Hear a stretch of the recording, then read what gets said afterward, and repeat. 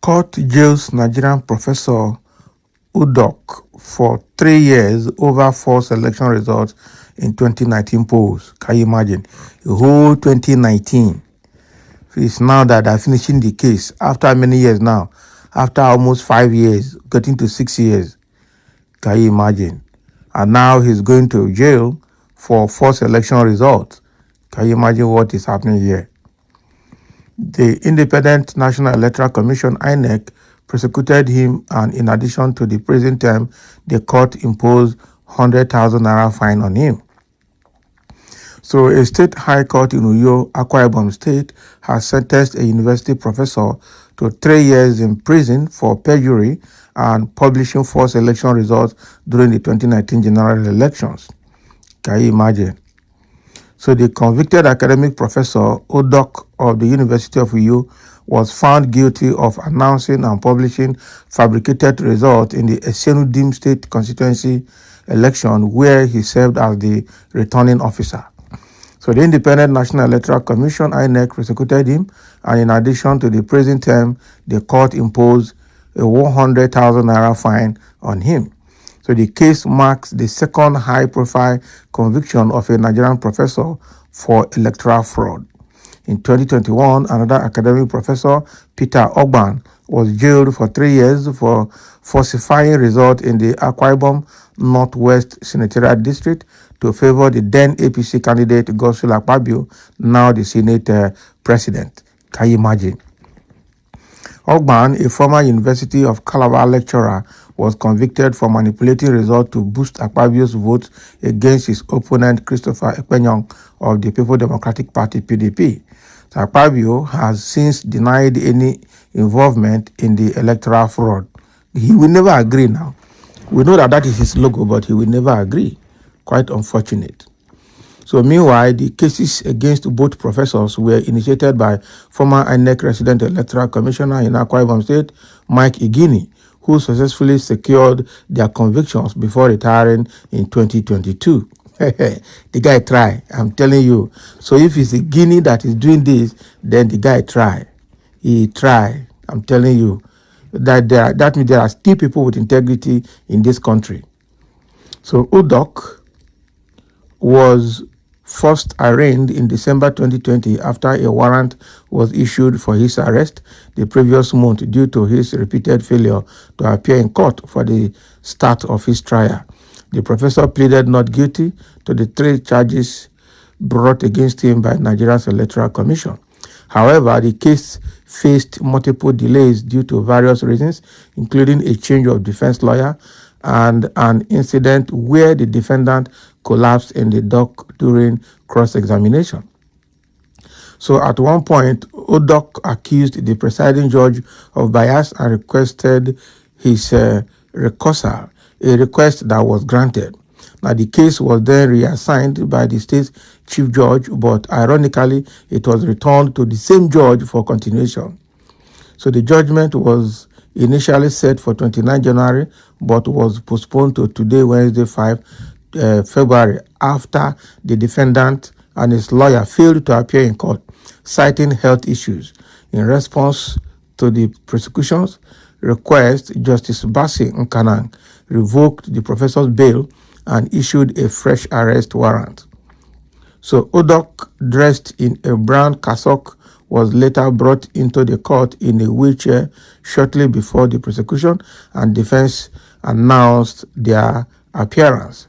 Delivering the judgment, Justice Nkanang ruled that the prosecution, led by Clement Onwewuno, had successfully proven that Uduk knowingly published false election results while serving as a collation and returning officer. So citing sections 123, subsection 4 of the 2010 Electoral Act as amended, which states that publishing false election results is punishable by up to 36 months in prison, the judge affirmed that the prosecution had made its case. Now, regarding the third charge of perjury, the judge referenced section 118 of the Criminal Code Law, Cap 38, Laws of Akwa Ibom State, 2000, which defines perjury as knowingly giving false testimony in a judicial proceeding. Oh boy. So while the court acquitted Uduk of the first charge, announcing a false election result, it found him guilty on the other 2 counts, publishing false election result and perjury. However, as a result, he was sentenced to 3 years in prison for each count, with both sentences running concurrently. Can you imagine? So with both sentences running concurrently. So it means that the guy, that prof now is going to jail for 3 years.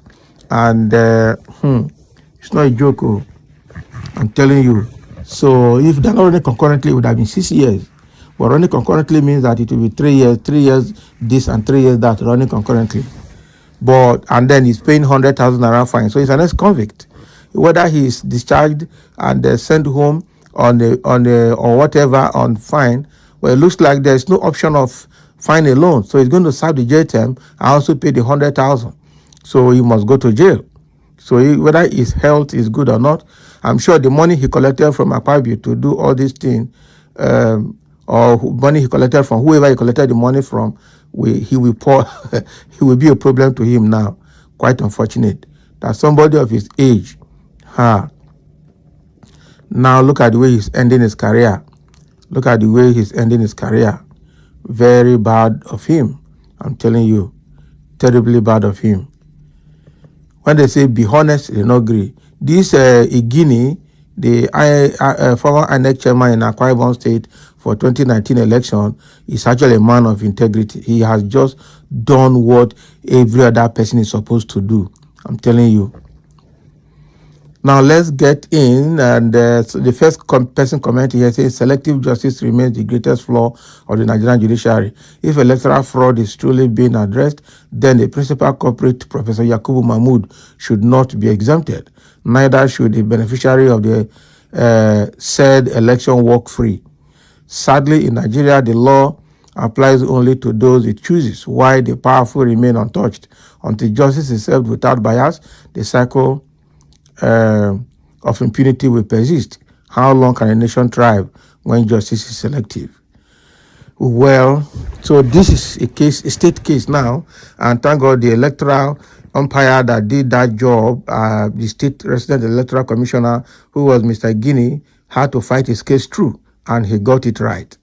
Okay, Mahmoud Yakubu will not be charged because the person he worked for happens to be the president, and so the power is in their hands.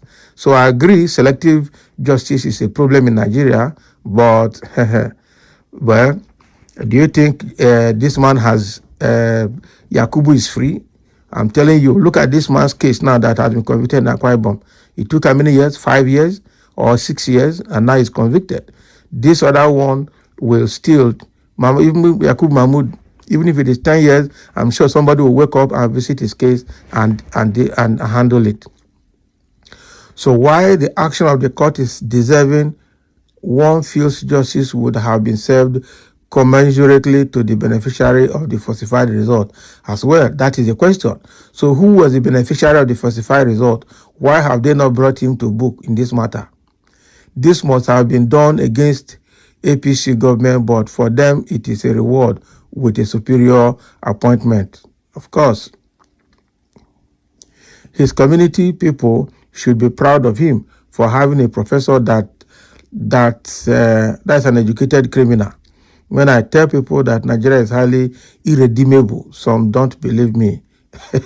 Irredeemable. Nigeria is absolutely irredeemable. The person whom this man compromised election result for should also be punished. It is injustice to punish this bad and heartless man alone, while the main person who used money to induce him is left to go free. That is the issue. He didn't do it in favor of the ruling party. So why is it selective? All the Nigerian return officers should go to jail. That is it. It's a serious matter, I'm telling you. This one just went this way, but again, we will have to start from somewhere. Definitely have to start from somewhere. So thank you for listening, and let's have a comment on this matter.